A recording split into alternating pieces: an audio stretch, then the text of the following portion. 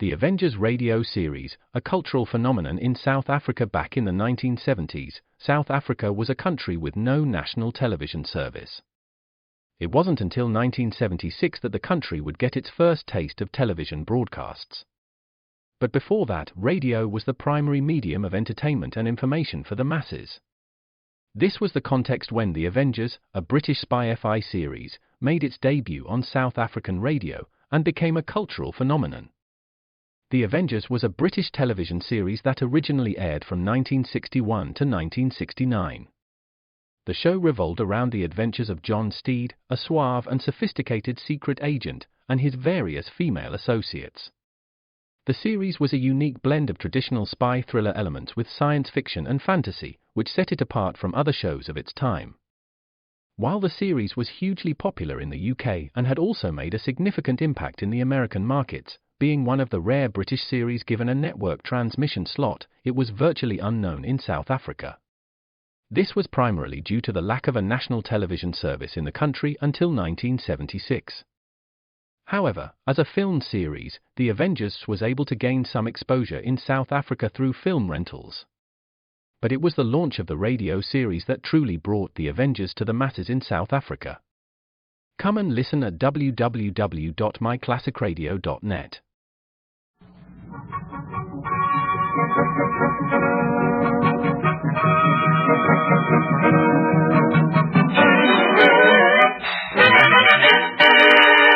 It's Chesterfield time, pleasure time, the order of the day with radio listeners everywhere. Chesterfield presents George Burns and Gracie Allen, Frank Parker, Ray Noble and his orchestra. All right, Ray? 1, 2.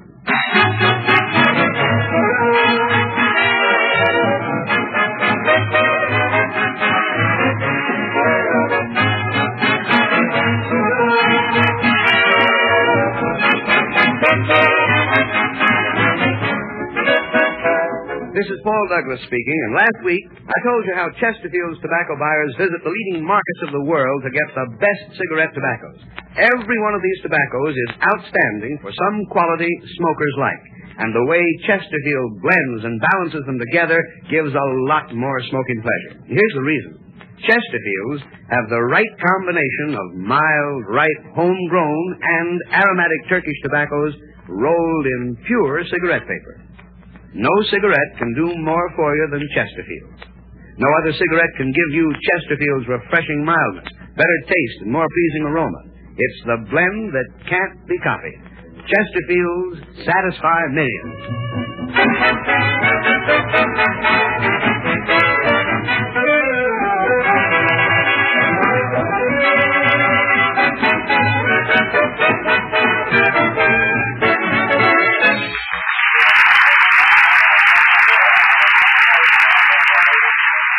Campers have their weekends under the pine trees. Swimmers have their weekends under beach umbrellas. Astronomers have their weekends under the stars. But George and Gracie have their weekends under their hats. In other words, Chesterfields give you chest two fools, and here they are, George and Gracie.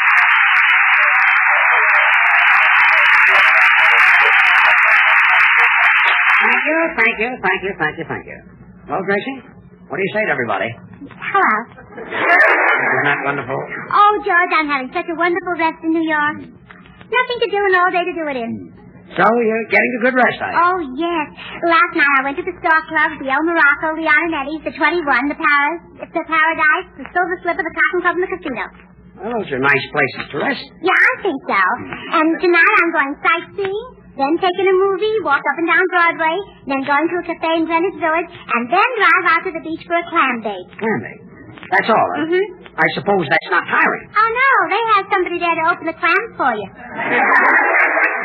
But those nightclubs, what would you call going to 20 nightclubs? I'd call a taxi. I'd call you an imbecile. Are they cheaper than taxis? Much cheaper, yes. I say, George. Oh, hello, Ray. George, I'm still wondering about the type of humor you want from me on this program. I don't want any humor from you, Ray. I can tell the jokes on this program, and I can tell good ones, too. All right, then tell me if this is a good one. I say to you, George, I went duck hunting last week, and I didn't shoot a single duck. And you say, why not? And I say, because I couldn't tell the single ones from the married ones. Oh, yes. Ray, do you believe in signs? Oh, rather. Well, go find a sign that says exit. Yes. George, isn't Ray clever? Yes, he's brilliant, yes. You know, if he got a nice coat of tan and then crossed his legs behind his head, he'd look like a pretzel. Yes, and if he put on a little weight, he'd look like an old shoelace. Well, aren't we all? Yes. Oh, there's Mr. Douglas. Hello, Mr. Douglas. Hello. Oh, hello, Paul. Hello, George. Mr. Douglas, don't take this personally, but I must tell you about a dream of mine. We're riding in the moonlight, the car stops, and you take me in your arms and you hug and kiss me. When did you dream that, Gracie? Well, I haven't dreamt it yet. That's my dream for tonight. I see what you mean. You have all your dreams planned before you go to sleep. Oh, sure. Otherwise, I might dream about Clark Gable, and that wouldn't be fair to Mr. Douglas. Well, of course, he can always dream about Carol Lombard. Oh. Telegram for Frank Parker. Well, Mr. Parker won't be here until shortly after he arrives. Oh, well, here, miss. Will you give it to him when he gets in? Here's a 50-cent tip, kid. Don't forget, everybody, Frank Parker owes me $50. Don't believe me. He only gave me a nickel. True, son. Gracie, you can't open Frank Parker's telegram. Oh, listen to this. Just read that you're back in New York again, and we're giving you 2 days to come over and settle up last year's hotel bill. Signed the Ritzmore Hotel. Give me that telegram. I'm going to put it back in the envelope here so that Frank won't know you opened it. Oh, imagine Frank Parker sneaking out of the Ritzmore. Gracie, why don't you mind your own business? Giving him only 2 days. My daddy got 90 days. And I always mind my own business. Yes, well, I've heard it whispered that you don't. Well, then that's an idle rumor. Opening Frank's telegram. A false report. Yeah, common gossip. A busybody. A busybody? What's a busybody? Yeah, a hula dancer. Oh, a hula dancer. Busybody. Oh, see what you mean. Well, Frank Parker. Hello, everybody. Hello. Hello, George. How many girls have been asking for me? Take it easy, Frank. No girls have been asking for you. But they will. Frank, here's a telegram for you. Oh, thanks. Say, that's a smart-looking suit you've got on, George. Like it, huh? Yeah, it just goes to show how silly it is to waste a gunny sack by filling it with potatoes. Never mind, just read the telegram. Let's see. Just heard you're back in New York, and we're giving you 2 days to go back to New York. Those women. Oh, yeah.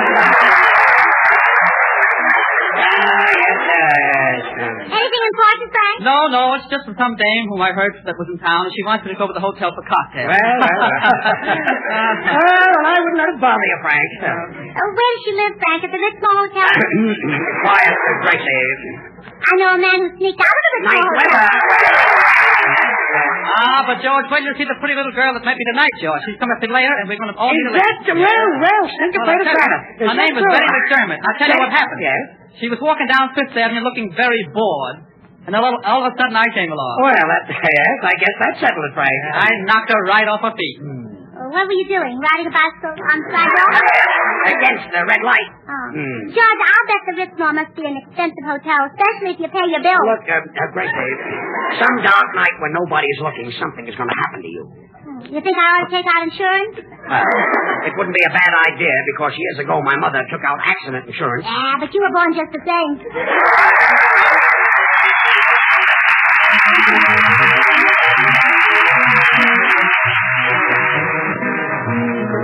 You go through my head, and you linger like a haunting refrain, and I find you spinning round in my brain, like the bubbles in a glass of champagne. You go to my head, like a sip of sparkling burgundy brew, and I find the very mention of you, like a kicker in a jaloopa. The thrill of the thought that you might give a thought to my plea cast a spell over me. Still I say to myself, get a hold of yourself, can't you see that it never can be?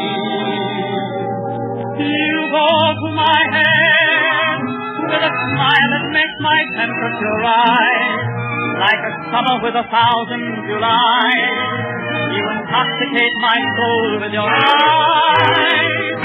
So I'm certain that this heart of mine has the look of a dance in a crazy romance. You go to my head. You go to my head. The thrill of the night, give a thought to my plea, cast a spell over me. Till I say to myself, get a hold of yourself, can't you see that it never can be? You go to my head with a smile that makes my temperature rise, like a summer with 1,000 Julys. You intoxicate my soul with your eyes. So I'm certain that this heart of mine hasn't the ghost of a chance in this crazy romance. You go to my head. You go to my head.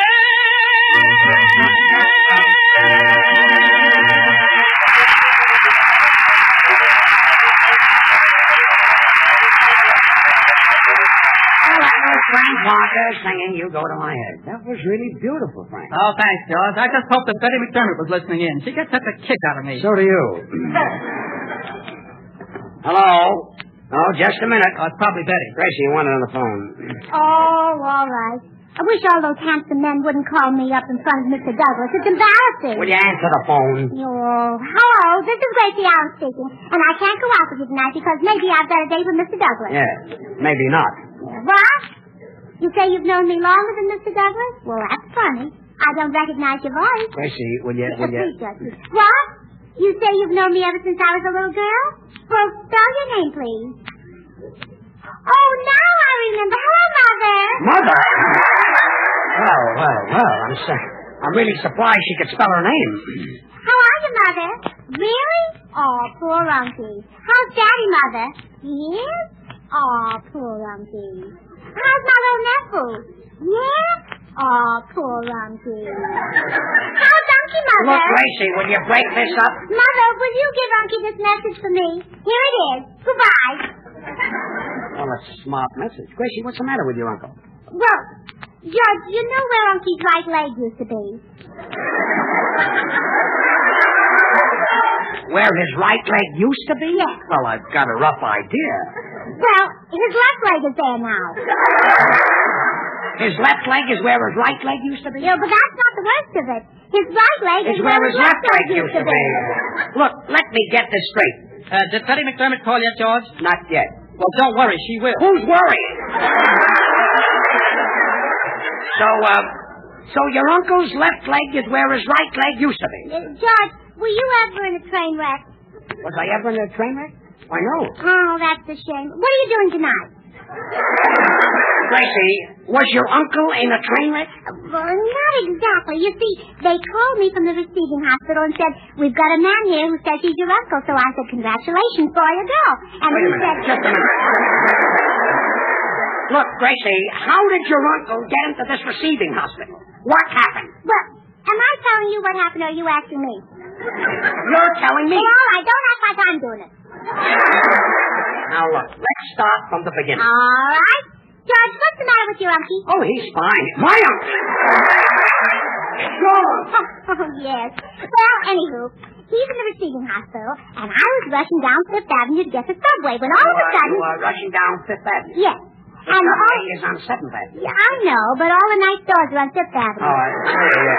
So I thought I could run for the subway and do my window shopping at the same time. That's because you were worried about your uncle. Well, certainly.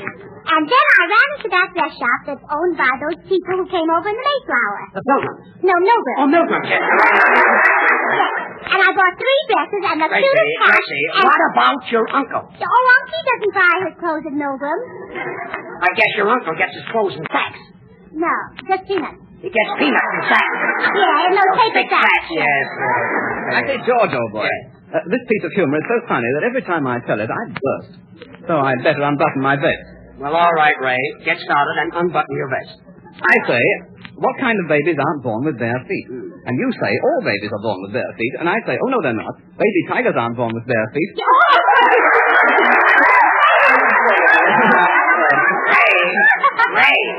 Ray, you can button your vest. Oh, righto. Betty McDermott hasn't called yet, Not George? yet, Frank. Not yet. Well, I hope she gets here before I leave. You know, the kid's had enough tough breaks as it is. Gracie, your uncle is in the receiving hospital, remember? Oh, yes. So, I finally got to the hospital and my heart was pounding. So I went... Well, just listen to it. It's still pounding. So Quiet, somebody at the door. Come in. Good evening. I'm looking for Miss Gracie Allen. Gracie Allen. Am I a short girl with three Look, black hair and baby blue eyes? mister, what can we do for you? Well, I dabble in surrealism. My name is Charles Wentworth Spencer Lawrence, artist, critic, and bohemian. Well, how do? And I'm Blackfoot Fuji with a floor floor. How do? Miss Allen, I've been admiring your surrealistic paintings in the Julian Levy Gallery. Well, who hasn't? Miss Allen, would you mind telling me how you got your inspiration for that painting of yours called The Love Life of an Hors d'oeuvre? The love life of an hors d'oeuvre? Oh, that's the one I painted with my daddy's shaving brush. Well, it looks it. Oh, but I'll never be able to paint another one like that. Why not? Well, on account of my daddy is using an electric razor now. Well, that's a pity. I say, George, what do you think of this one? I say, I went to see a play last night, and then you say, on borrowed time. Then I say, no, on borrowed money. Ray, you can button your vest again. Rather, yes. Miss Allen, I'm here to invite you to an exhibition next week at the Boston Art Institute. They're hanging one of my paintings. Oh, thank you. You must come to Alcatraz. They're hanging one of my brothers. Goodbye. Everything happens to me. Betty McDermott hasn't... No, not yet, Frank, not yet. Well, anywho, George, my uncle's left leg is where his right leg used to be. And his right leg... You know, you remind me of a package of Chesterfield. You mean because I satisfied? No, because you never dry up either. Oh. I don't get it. You don't. Well, get this. I don't want to hear any more about your uncle. But I do, George. Gracie's aroused my curiosity. Oh, Mr. Douglas, have I really? Well, Paul, you got into this. You get out. Well, what I meant was, how could your uncle have his right leg where his left leg used to be and his left leg where his right leg used to be? Mr. Douglas, did you ever put your pants on backwards?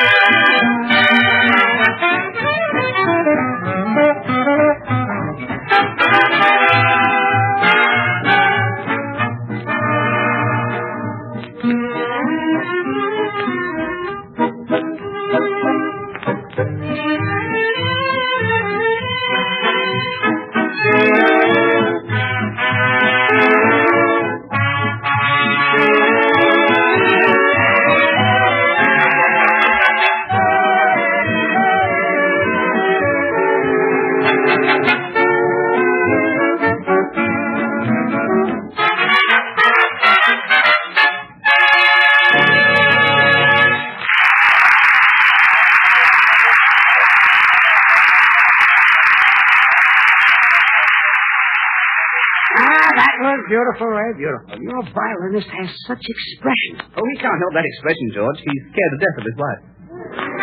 I thought you'd understand. And now Gracie will sing When a Principal Fella Meets a Cinderella. Sing it, Gracie. Wait a minute. George, do you think Mr. Douglas would be interested in a little N-E-K-K-I-N-G? N-E-K-K-I-N-G? That's wrong. I know, but it's lots of fun. Wait a minute. George, did I tell you how smart I am? I left my umbrella on the streetcar this morning. And that proves you're smart. Sure, it wasn't raining. Wait a minute. George, did you hear about Joe Gordon's twin brother winning the ball game yesterday for the Yankees? Joe Gordon has a twin brother? That's what it said in the paper. Gordon's double wins ball game.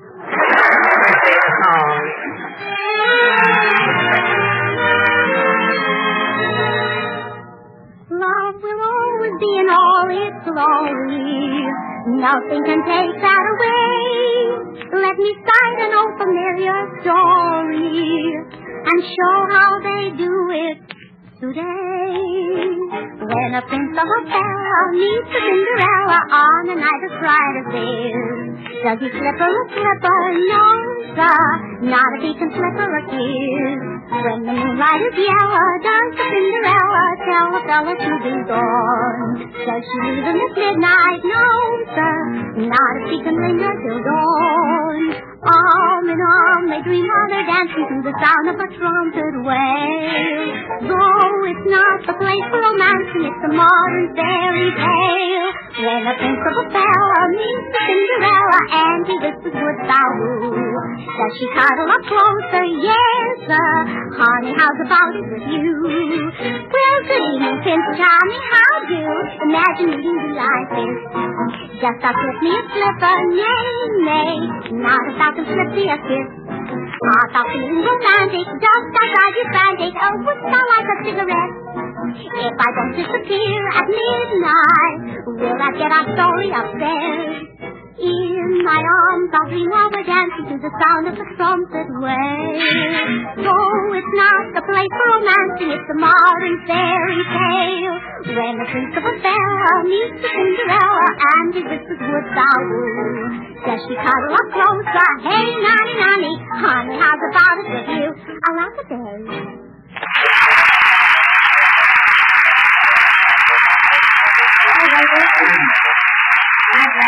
That was very nice. You've got a sweet little voice, and I'm sure everybody enjoyed it as much as I did. Oh, I think so. I've even got a prettier voice than that famous opera singer, Johnny Weissmuller. Johnny Weissmuller? Yes. He's an opera singer? For sure. The paper says he's a great diver. Diver. He probably goes swimming in lily ponds. Yeah. Oh. That's really my own stuff. It's as funny as laundry hanging out in the line. Yeah, laundry hanging out in the line. Yeah, it's a washout. Yeah. Well, never mind. Say, Paul. Yes, George? Paul, since this is our second week on the Chesterfield program, I think it would be nice if you would tell us just how Chesterfields are made. Well, I'd be glad to. Mr. Douglas, did I tell you about my granddaddy? Gracie, Paul is Did I tell you that my granddaddy had an emergency operation? Gracie, do you always have to do all the talking? Well, no. Good. Go ahead, Paul. Well, the reason Chesterfields are so mild. Some people like to sew. Gracie, Paul. Some people like to read books. Look. Some people like to play bridge. But you like to talk. How'd you know? Paul is trying to tell me something, and you keep on talking. What did you say, George? I said you keep on talking. Oh, I'll be glad to. Did you know that my granddaddy had an emergency operation? Emergency, yes. His left leg is on his right leg, used to be in his right leg. What are they doing? Removing his appendix? No. They removed his whiskers from his zipper. They removed his whiskers from his zipper? Yes. He put on a leather jacket and couldn't get it off. Well, the whiskers got caught in the zipper. Yes. That must have been a dangerous operation. Oh, it was. They had to put the instrument down his throat and make the incision from the inside. Well, why? Well, if they made it from the outside, they'd ruin his leather jacket. Well, I'm glad that's over. Paul, you were explaining about Chesterfield. Well, the reason Chesterfield... Betty McDermott isn't here yet. No, Frank, she's not here yet. Well, I'll bet some insignificant little thing must be keeping her away. Frank, you're just self-conscious. Paul, you were saying... Oh, yes. The reason Chesterfields George, here's one I just thought of. With what? Sure. I say, George, do you want to buy a milking stool? Then you say, why do you want to sell it? Then I say, because I can't get any milk out of it. Quiet! Quiet! Betty McDermott. Quiet! Gracie, this goes for you and everybody else on this program. For 10 minutes, Paul Douglas has been trying to tell me something, and he's going to finish it. And I don't want to hear one sound out of anybody. Oh, you won't hear a sound out of me. Good. I'm all through talking. Good. Go ahead, Paul. As I was saying, the reason Chesterfield... And not a sound out of anybody else. Don't tell me. Some people never know when they're through Go talking. ahead, Paul. The reason Chesterfield gives smokers more pleasure... Now, after you finish saying something, it's sort of to keep on speaking because Gracie. all people know when Look, they're talking. I'm going to give you a little hint. Shut up. You mean be quiet, huh? Yeah. Keep your mouth closed. Don't say a word, huh? No. Keep still? Yes. Like this? Yeah, like that. Now, go ahead, Paul. The reason... For how long? Look. Everybody in the... Oh, coming. Where's Frank Parker? Oh, there you are, Mr. Parker. I'm Harry Kelly. Remember? You had a date with my sister last week, but she wouldn't show up, so you took me out instead. Oh, hello, Mary. Mary. She's big enough to be the Queen Mary.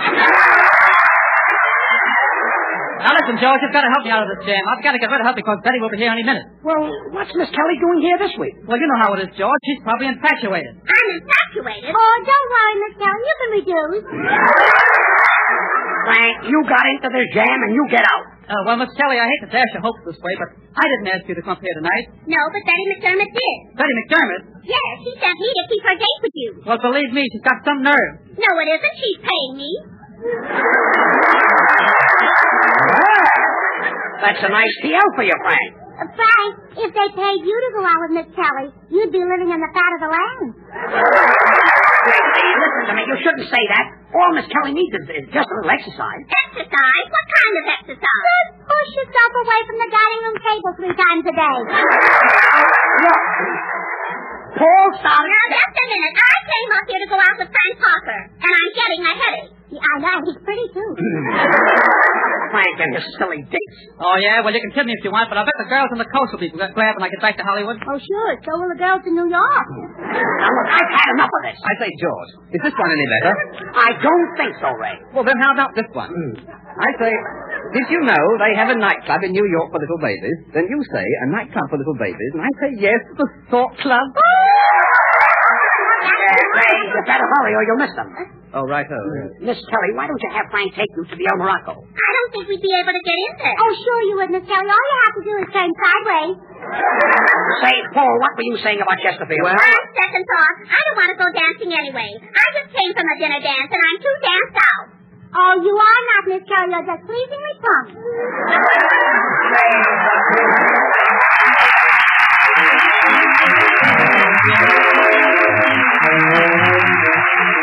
There's an old saying, be sure you're right and then go ahead. Well, Chesterfields have the right combination for giving smokers more pleasure. A can't-be-copied blend of the world's best cigarette tobacco. So go right ahead and make Chesterfield your cigarette. That refreshing Chesterfield mildness and better taste will give you a lot more smoking pleasure. And Chesterfield time is pleasure time. Music, comedy, and sports every week on your radio. Thursdays and Saturdays, Eddie Dooley's last-minute football news.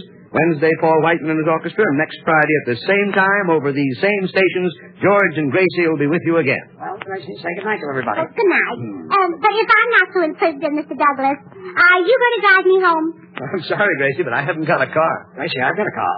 Oh, that's awfully sweet of you, George. Are you sure you don't mind walking? Good night.